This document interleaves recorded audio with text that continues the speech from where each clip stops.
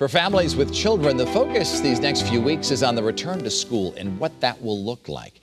We're joined now by Congresswoman Jahana Hayes, a former teacher who was working with her colleagues in Washington to safely reopen schools. And thank you for being here tonight, Congresswoman Hayes.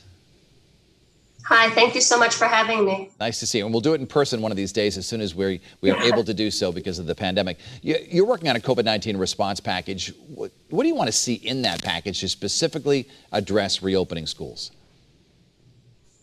I mean, there's so many things that I would like to see to address reopening schools. And we've already had several packages that would do just that.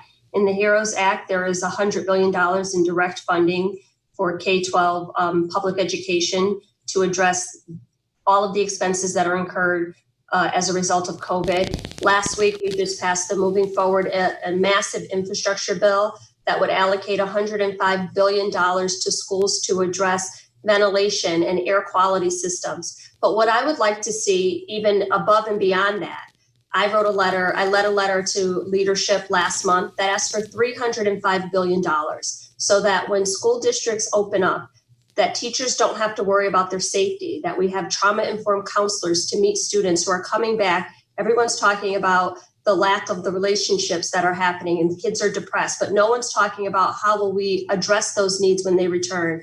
And additionally, I would like to see a professional development for teachers and school staff. The digital divide, as everyone knows, is a tremendous problem for a lot of our students. And while people talked about the connectivity issues that students had, no one really talked about teachers, the lack of training. Many of our educators don't even have the computers or the software that's necessary to do what they were asked to do. So those are all things that I would like to see as part of any package that we put together to assist with reopening of schools. Congresswoman, there are some teachers who do not want to go back in September. They want to continue with the online learning. They just don't think it's safe to be in a school right now. There are some parents and there are some government officials who would like schools to begin. There are also many teachers who believe schools should begin. Where do you stand on this? I'm still where I was a month ago. I think there's still too many questions that have not been addressed, and teachers, rightfully so, are asking about their health. Everybody wants schools to reopen. We all want kids back in school. And what is happening right now is unprecedented. But it's not a forever situation or a long-term solution. We cannot go back at the risk of teachers and students being safe. I think that every plan that I've looked at, not one has a method for if a teacher or a faculty member wanted to be tested. They would have to seek that out on their own. I think that teachers are right to be afraid, and I look forward to, I've been in contact with the governor, and I want to be as supportive as possible to try to get as much assistance as I can from the federal level.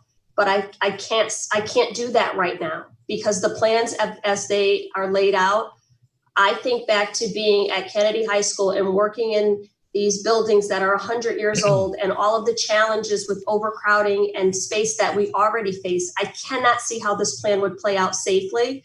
So I look forward to, I know next week the governor is asking for new plans from all the districts. So I look forward to seeing what creative solutions people can come up with.